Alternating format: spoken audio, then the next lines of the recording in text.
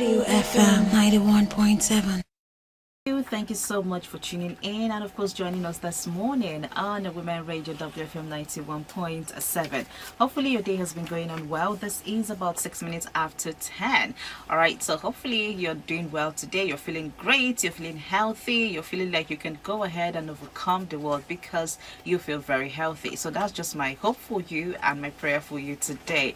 All right, you're welcome to Radio Doctor right here on Women Radio WFM 91.7. Now, Radio Doctor is your free health consultation program where real doctors advise real people. Radio Doctor is Nigeria's first specialized health program where medical doctors consult for free and advise on radio on your Women Radio WFM 91.7. And Radio Doctor comes to you every day of the week from Mondays through Fridays, 10 a.m. to 11 a.m. Now, General Health today on Radio Doctor is supported by Zenith Pharmaceuticals. All right, now my name is Rose Yusuf Kaiser. Yes, and once again, you're welcome to Radio Doctor. Now, today on Radio Doctor, we have Dr. Aloze Ndubuka, a medical director at St. Ives Family Hospital. All right, good morning, Dr. Ndubuka. Thank you so much for joining us today. Yes, good morning, Rose. It's always great being here, and thank you for having me.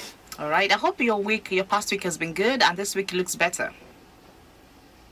Sorry, I didn't get you. I said I hope your past week has been great, and this week looks better. Yes. My past week has been all right, and just like every Nigerian, we always wish for better days ahead. So I'm not excluded from that. All right, we wish for better days ahead. This is Women Radio WFM 91.7. A double punch of destiny and ammonia queen. An effective combination that Camosinator. There's anti-malaria therapy. And you will bounce back to life. Comes in 4 different packs for different age groups. No 1 year, 1 to 6 years, 7 to 13 years, 14 and above. Camosinator. Camosinate, effective anti-malaria for all ages. Marketed by Zenith Pharmaceuticals Limited. If symptoms persist after 3 days, please see your doctor. Read the leaflet inside. All right, you're welcome back to Radio Doctor right here on Women Radio WFM 91.7. All right, so today on Radio Doctor, we'll have Dr. Ndubuka with us, and he will be consulting and advising on the essence of metabolism. All right, I know you've been hearing metabolism. Some of us don't even know what that means. We don't even know how that functions. We don't even know what it is at all. All right, so today, Dr. Ndubuka will be consulting and advising on the essence of metabolism. All right, so yes, like I said, my name is Rose Yusuf Kaiser, and of course, this is Women Radio WFM 91.7, 9 minutes after 10, right here. Now, General Health today is supported by Zenith Pharmaceuticals. So we'll go ahead and, of course, and start off the questions with Dr. Ndubuka today, and then we get to open up the phone lines for you to be a part of the program. But you can go on social media, Facebook, Instagram, Twitter, that's X, on YouTube, and YouTube at WFM 917. Follow us on all our social media platforms. You can log on also to our website, www.wfm917.com. Now, you can listen live from any parts of the world, all right? You can also download our mobile app, WFM 917. So, Dr. Ndubuka, let's get on to it. What is metabolism? Let's start with that. And why is it essential for living organisms? Yes, this is a very important topic and great question. What is metabolism? I'm going to be as simple as possible, eliminating as much medical terminology as I can as I speak today, so as not to confuse our listeners. Okay. Now, in simple terms, you can say that metabolism is basically a series of chemical reactions that occurs within the cells of the body that provide energy for the body. And when I say energy, energy is the currency of the body. Yeah. The way you spend your money. survive every day, a body spends its currency in the form of energy. So you can refer to energy as being the naira or the dollar or the pounds, whichever one you like of the body. So your body utilizes energy for growth, energy for survival, energy to repair itself, and energy to continue its day-to-day activities. These energies are generated at the cellular level. Okay. What is a cell? A cell is the basic unit of the human body. Human beings are an aggregation of cells. We have billions and billions of cells all over our body, and these cells come together to form you and I, to make you and I as human beings. So that is it. So metabolism is just a method of generating this energy, this currency called energy. So what happens? Let's take a little example to help us understand metabolism. Because the truth is that when you understand metabolism, you understand life. Okay. So understanding metabolism is key, very, very key to understanding life. And just like I said, it consists of a series of reactions within the cells. Yeah. And the basic aim is being to sustain life. Now, I usually describe to my patients this way. I say, when you and I eat or drink, Yeah. take for example, before you left your house, you probably took breakfast. Let's assume that you took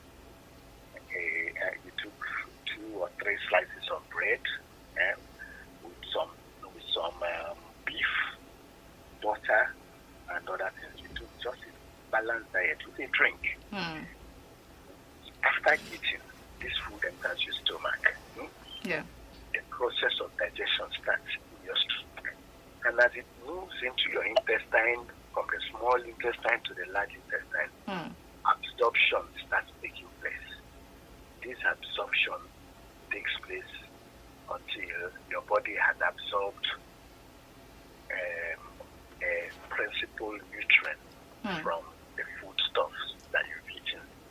Now, when these nutrients go into the body, it's carried in the blood to the various parts of the body. And the cells of the body take in these nutrients. And when it takes in these nutrients, a series of chemical reactions take place within the nutrients, breaking down the nutrients to liberate energy from that food you have eaten. And also, in some instances, joining certain chemicals found in the nutrients together to build new structures. Yeah. So, in that way, your body survives. So, when your cells break down to liberate energy, that form of metabolism, we call it catabolism. And it breaks down, it liberates energy. Your cells use that energy basically to survive. Then, when the cells join these chemicals, various chemicals together to create new structures like protein to repair its walls and to repair any damage within it, a process called anabolism. We say that this form of metabolism is anabolism. But I'm not going to go into the breakdown of various anabolic or catabolic processes within the body. That would be too extreme for this program. But the essence, what I want the listener to remember is that metabolism generates energy, and energy is the currency by which you survive, the currency of the body. It is what keeps you alive. It is what the cells use in their transaction to remain healthy and to grow and to multiply. Now, when the body has more energy than it needs, because as your body is generating energy. It's using it. But there are times when, because you're eating a very high calorie food, Yeah. and your body has metabolized the food, breaking it down and generating energy. Sometimes the energy it creates becomes more than it needs. What your body now does with that excess energy is that it stores it, and it stores it as fat. And when it stores it as fat, when this becomes a continuous process, you continue eating high calorie food, you are not burning it up by exercise and all that. The accumulation of this fat now causes you to start adding weight, and that's why you have people who are either overweight or obese in the society. Okay. So this is we'll delve into that more as we go on. As we go on in this program. Okay. But it's very important that we recognize the fact that the body, our body, depends a lot on the metabolic process for us to survive as human beings. Okay. So that's it. When we go on this program, we are going to acknowledge the fact that there are various classes of food stuff that we eat. One of the most common mistakes many people make, and when I mean many people, I'm talking particularly about medical students and indeed young doctors, is the misconception that energy can only be generated from carbohydrates. If you go out there, a biology student in secondary school must have learned that various classes of food, classes like carbohydrates, fats, and protein. But most people, many people make the mistake of thinking that energy can only be generated from carbohydrates, but that is wrong. Fat and proteins also undergo their metabolism, and actually energy can be liberated from these other stuffs. As we go on today, we will hear things like basal metabolic rate. Basal metabolic rate. Okay. Now we will wonder to ourselves, what is this doctor talking about? What does he mean by BMR, basal metabolic rate? Basal metabolic rate is simply the amount of energy your body requires to survive and sustain itself while at rest. Okay. So we have a lot of interesting things to look at today.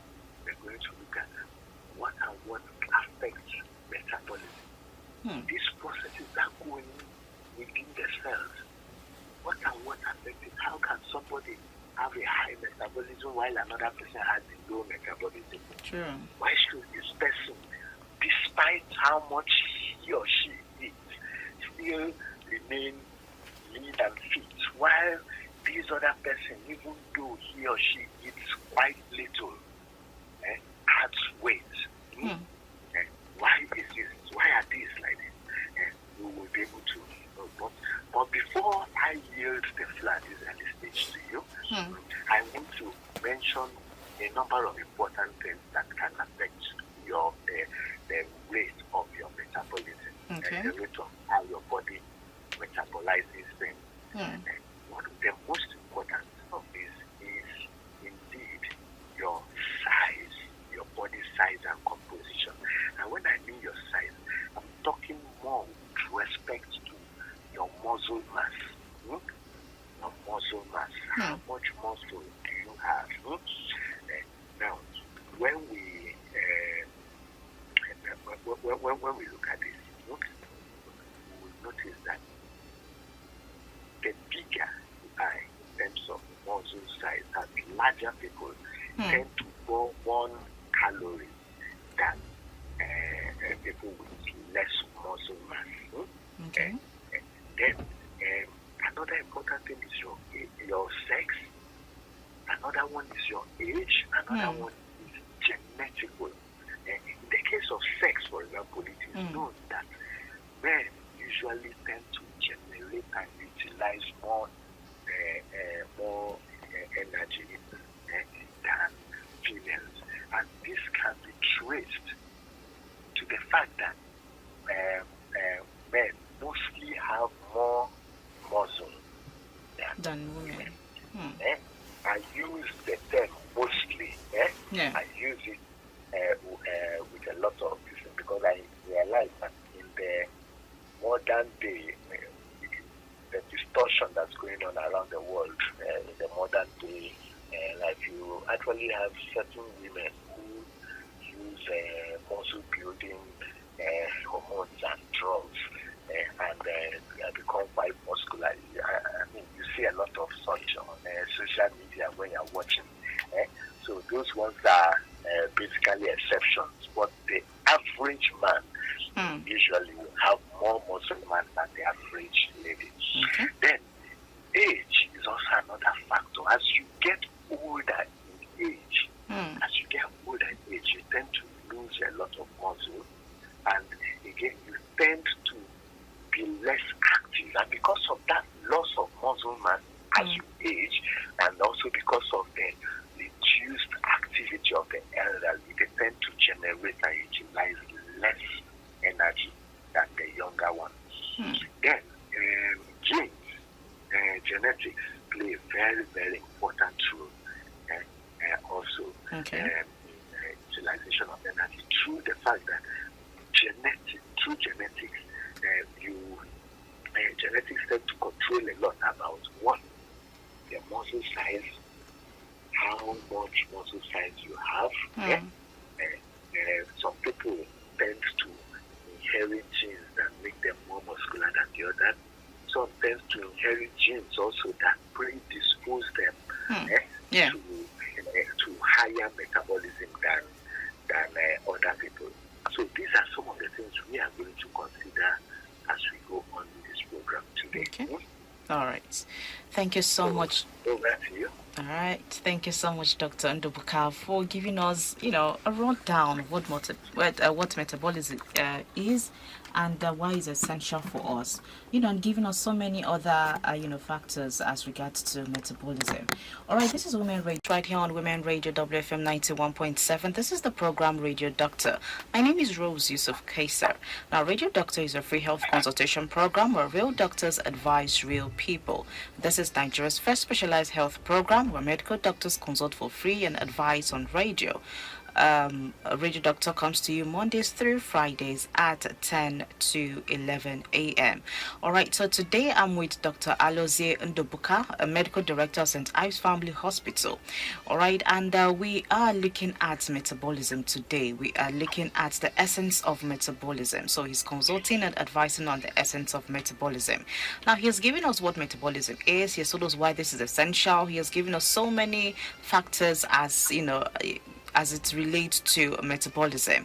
All right, so we'll do also dial the number 07000 917 917. Send us a text or a WhatsApp message on 070 317 56537. So I'll just go over that again. 07000 917 917 is a number to call. Send us a text or a WhatsApp message 070 317 56537. This is 26 minutes after 10 right here on Women Radio WFM 91.7. All right, Dr. Ndubuka, now you've told us a lot about metabolism, why it is important, how it relates to our age, how, it also has to do with your body size, and all of that. Now, there's something very important that you mentioned, and I think that actually brings up a lot of issues that we get to deal with, especially health-wise. You told us that once this energy, when the body uses the amount of energy it needs, now the rest of the energy, or rather when the body generates more energy than we are supposed to use, from the intake of food, what you've told us what happens to the rest of the energy. It's stored in the body and it becomes fat. Now, and before you know it, you see somebody adding weight and all of that. Now, as a result of that, what are some other illnesses that this could actually cause for us? and even for women especially, because a lot of the times when we talk about infertility in women, we get to hear things like, oh, you need to lose weight, you need to watch your weight. It's like you're obese, you need to calm down, your BMI is up there, you need to reduce all of it. So could that be as a result of, stored fats in the body, especially for women? Okay, yes. Now, you know, in life, everything that is good can also be used for bad. Yeah. In life, metabolism, the process of metabolism, is good in the sense that it brings about energy. But there are certain health effects, certain health problems that can affect metabolism. Now, health issues of various forms can affect how your body metabolizes things. One very, very, very common one that comes to mind is what we call hyperthyroidism. Hyperthyroidism, in which the thyroid gland, this is a gland located in front of your neck. So in hyperthyroidism, the thyroid gland produces excess thyroid hormone. And thyroid hormone, we usually look at thyroid hormone as a hormone of metabolism. It's one of the one of the most important hormones that drive metabolism in the various cells of the body. So when excessive thyroid hormones are produced, these thyroid hormones increases your metabolism so much, and it can cause you to lose weight. And that's why one of the symptoms of people who have hyperthyroidism is weight loss. And the opposite is also true with this hormone, thyroid hormone. When your thyroid gland produces too little of it, a process known as hypothyroidism. This hypothyroidism can disrupt your metabolism and lead to weight gain,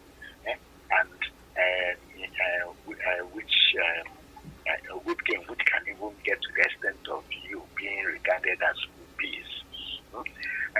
We had in an earlier program in the past, we said obesity, and one day in the future we'll visit obesity again. Yes. Obesity comes with so many health challenges.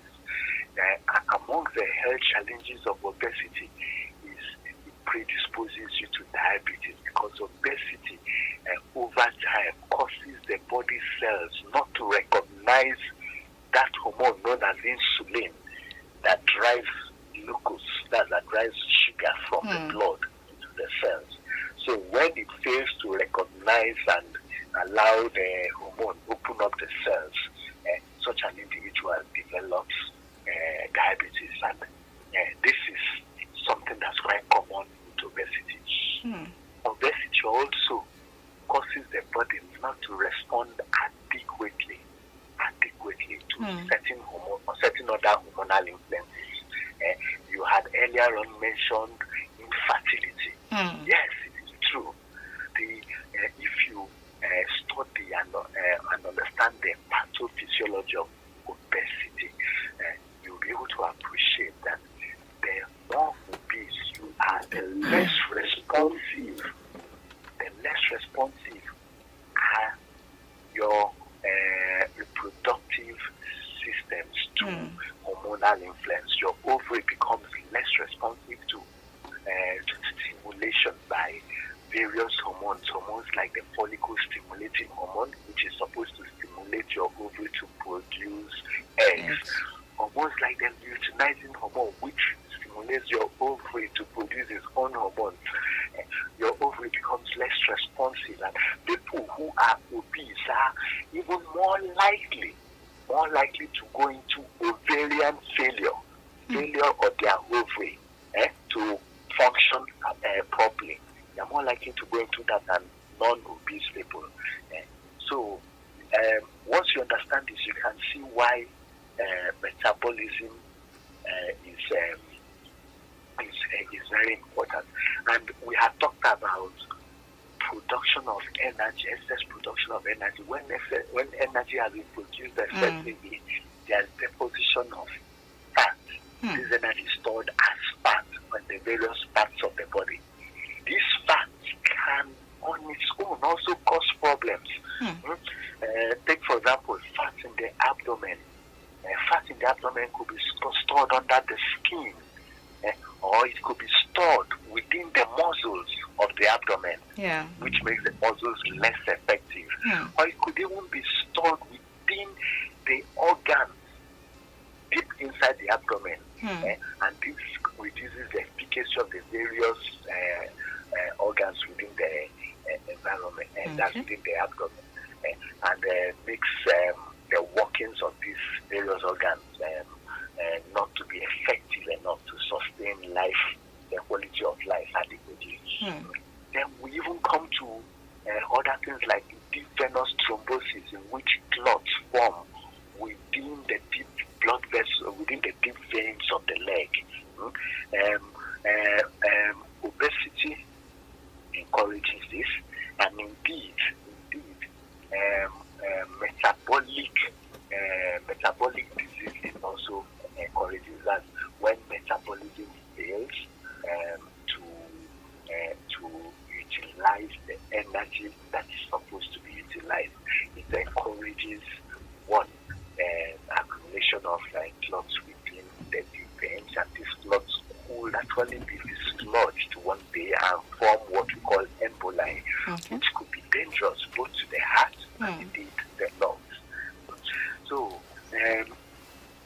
today we will see that apart from considerations of things like obesity and underweight and other things, we will see that there are ways we can improve metabolic processes within us. One of the ways we can improve metabolic processes within us is by exercising. When you exercise, your body burns more calories. You know, the human body behaves in a way like a computer. If you have any computer guru around you, there's this common phrase computer people use a lot. They say garbage in, garbage out. That's the same thing with the human body. When you feed, when you eat and generate energy, you have to utilize that energy. So when you generate energy within you, that is garbage in. When you utilize the energy, that is garbage out. The healthiest people are those people who are able to expend as much energy as they are generating. Such people remain healthy. So exercise helps you to burn more energy as the calories, burn more calories. And people who exercise tend to be healthier, tend to maintain a more ideal weight than people who are sedentary, people who do not move about a lot. One of the reasons why the elderly tend not to be as physically strong or as healthy as the younger one is because with age comes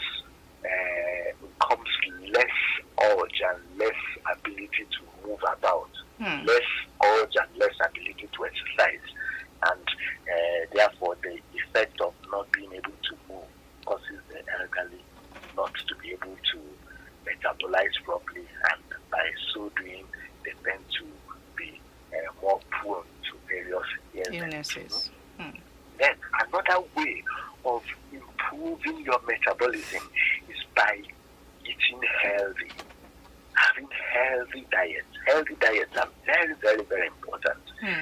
Note, at the beginning of this program, I had said that when you eat food and the breakdown products of this food get into your cells, into the cells of the body utilize them to generate energy. So that simply means that when you eat food that is healthy, diets that are not balanced, you end up having end products that are unhealthy entering into the cells of the body. And the cells of the body might have difficulty metabolizing certain of these products And sometimes even the metabolism of some of these end products of your dietary habits may lead to the production of toxins, which will impact negatively on certain parts of the cells that take parts like the mitochondria, which plays a very important role in metabolism, and that can make you unwell. That can also help make you not to derive the benefits of metabolism as you should. Okay. Now, another thing that you can do to improve your metabolism is having adequate sleep. Sleep is very essential for the human being. During sleep, your body helps not just resting itself, your body also helps repair itself. And the beauty of metabolism is that metabolism goes on even when you are sleeping. So your body starts the process of repairing itself from the damage. People do not realize that each day we move about, each day we walk around, we damage our body, we injure ourselves, we put ourselves to a lot of stress. So when you sleep, these cells, these various parts of your body will now have time to repair itself. Okay. Will now have time to change certain things about itself so that it will be more effective the next day when you wake up. So it has been seen that people who lack sleep, tend to lose their ability to utilize energy properly. And when they lose the ability to utilize this energy properly, it negatively impacts on their health. And so it's always important. Your doctor will always tell you that sleep is very, very important. Even us as doctors, many a times when we do long hours, shifts of long hours, working day and night to keep the society healthy, the wise doctor will, anytime he gets off such long duty, the wise doctor will try and make out time to sleep. Make out time. One of the things I tell my junior colleagues is that when you are not on call, when you get off your shift, put off your phone and lie down and sleep to catch up on what you have lost while working. Okay. All right. Thank you so much, Dr. Ndobuka. Wow, the phone's line have been buzzing. I think a lot of people really want to talk to Dr. Ndobuka this morning. All right. So the number to call is 07000 917 917. This is Radio Doctor right here on Women Radio WFM 91.7. Hello, good morning. Hello, good morning. Good morning. Can you bring down the volume of your radio, please? Okay. All right. Good morning. Go ahead. Let's hear you. My name is Buhari, calling from Ogun State. Buhari from Ogun State. Yes. Yeah, I'm 43 by age. And every time when I was hungry, my body will be shaking. Then when I eat the food finish, my body will be weak. So I don't know, maybe doctor can help me. Okay. All right, Buhari, thank you very much for calling. Okay, Dr. Ndobuka, you heard Buhari. He says that whenever he's hungry, his body gets to shake. And then whenever he eats, he feels very weak. So he doesn't know why that is always occurring. Okay, that's a good question. Now, let's take it this way. If you remember, I had talked about energy being the currency of the body. And this energy is generated through metabolism of food that you eat. So when you're hungry, when you do not have food, that's when your body is lacking in food, you become hungry. Hunger is a way your body tells you that things like your blood sugar is low. So when your blood sugar is low, your body would not be able to generate enough energy. You'll be weak. But the body has a way to compensate itself during starvation. Okay. So what the body does at this time is recognizes this low blood sugar and weakness as stress. Now, when the body recognizes that as stress, your body releases what we call stress hormones. And one of the most common stress hormones is adrenaline. So your body releases it. The aim of releasing this adrenaline and other stress hormones is to see whether fats and other things can be liberated from your fat stores to try to convert these fats to glucose to sustain your body until you're able to eat. So when this adrenaline and other stress hormones are liberated, that are released into your blood system, that can cause your body to become hyper, and you notice that your hands start shaking. Your hands start shaking. I personally refer to it as the tremors of hunger. Your hands start shaking because you're hungry. Now, you now see food. You settle down and eat food. This food goes into your stomach. Then from your stomach, it proceeds to your intestine. The body realizes that this food it's been looking for has come in. So what does the body do? Your body diverts more blood to your gastrointestinal system. That means more blood flows to your intestines. And more blood flowing to your intestines deprives your muscles of blood, reduces blood supply to your brain. And with your muscles being deprived of blood and your brain being the blood supply to your brain at that moment being reduced, because blood is going to your intestines. The reason why blood is going to your intestines is to absorb nutrients. So when your muscles and your brain now has reduced blood supply because of the diversion of blood to your intestines, you will now feel weak, you will feel sleepy. And that is why when you are very hungry and you eat a heavy meal, you tend to feel drowsy, you tend to want to sleep. And you see that a lot. I remember quite well in those days as a young doctor, you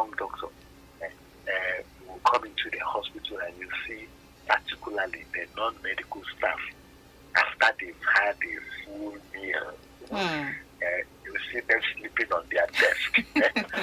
and this is because of diversion of blood from stored vital areas like your muscles and your brain to your intestine to absorb the food that has been eaten.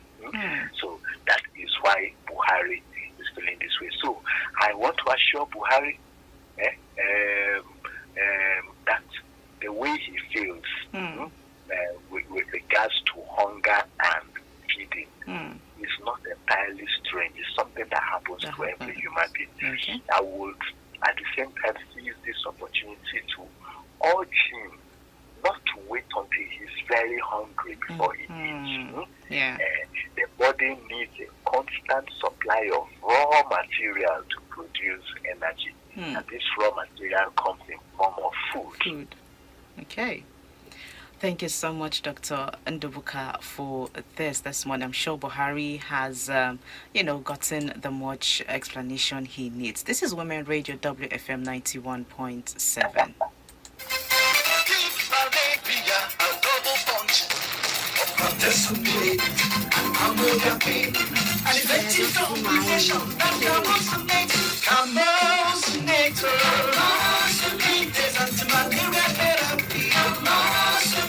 And you will bounce back to life. Comes in 4 different parts, 4 different age groups. Go 1 year, 1 to 6 years, 7 to 13 years, 14 and above. Camosunate, effective anti-malaria for all ages. Marketed by Zenith Pharmaceuticals Limited. If symptoms persist after 3 days, please see your doctor. Read the leaflet inside. Thank you so much for staying with us right here on Women Radio WFM 91.7. This is still Radio Doctor on today Wednesday, the 18th day in the month of October. And Radio Doctor is a free health consultation program where real doctors advise real people. My name is Rose Yusuf Kaiser, and today's Radio Doctor on General Health is supported by Zenith Pharmaceuticals. And we have Dr. Alozie Ndobuka, a medical director of St. Ives Family Hospital, all right, talking to us, consulting and advising on Essence of Metabolism this morning. All right, so do want to call us upon 07000 917 917. Send a text or a WhatsApp message to 070 317 56537.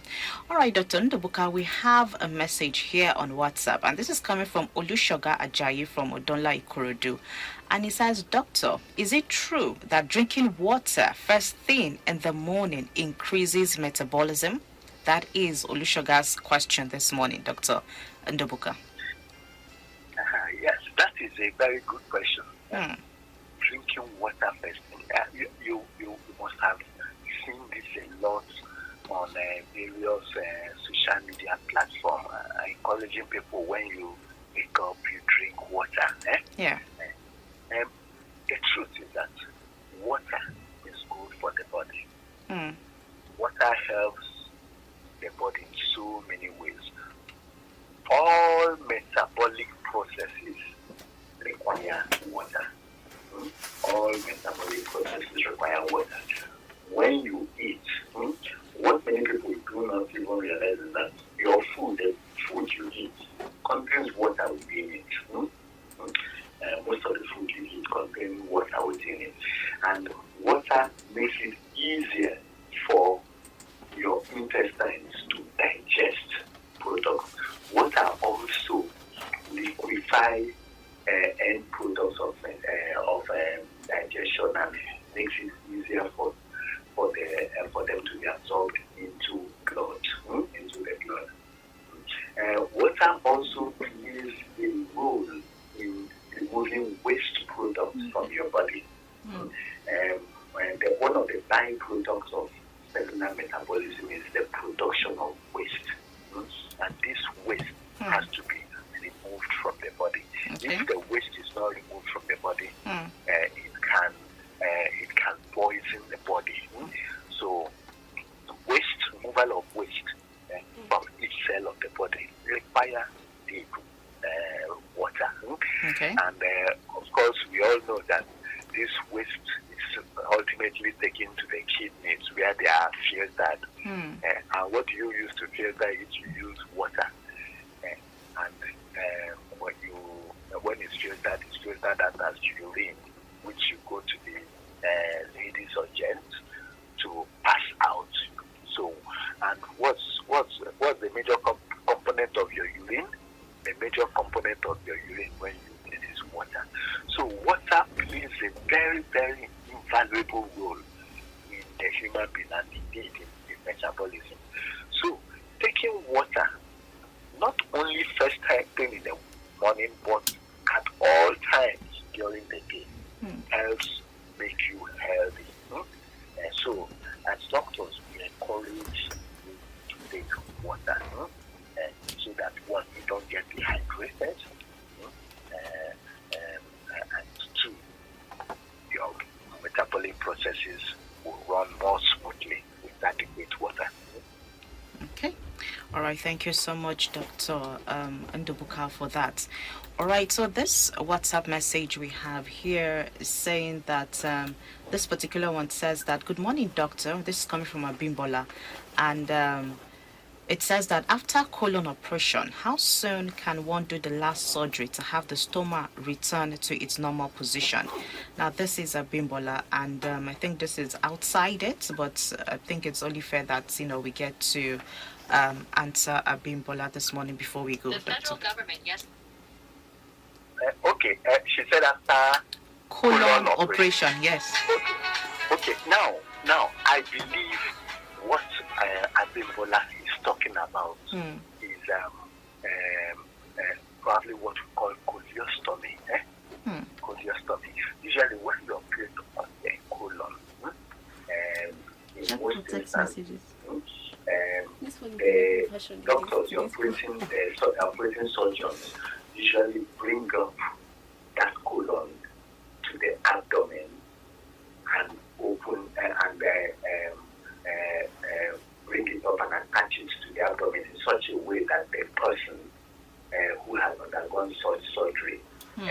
now passes feces through the opening of the abdomen instead of through his or her anus.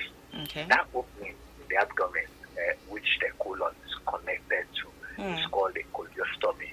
And the doctor will usually give you a choliostomy, will usually attach what we call a choliostomy bag, so that anytime feces is coming out, it will not stain your shirt. It goes into the bag, and you'll be taught how to change the bag and how to maintain the choliostomy site. Okay.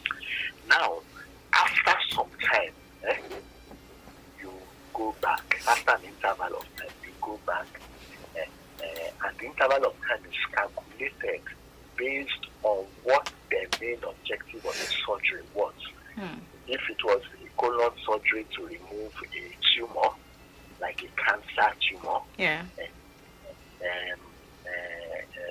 the doctor would have considered how extensive was this tumor, and he will be able to give you a timeline to come to close the choliostomy and return your colon back to normal position. And of course, that normal position will now ensure that you go back to passing feces normally through your anus instead of through the abdominal opening.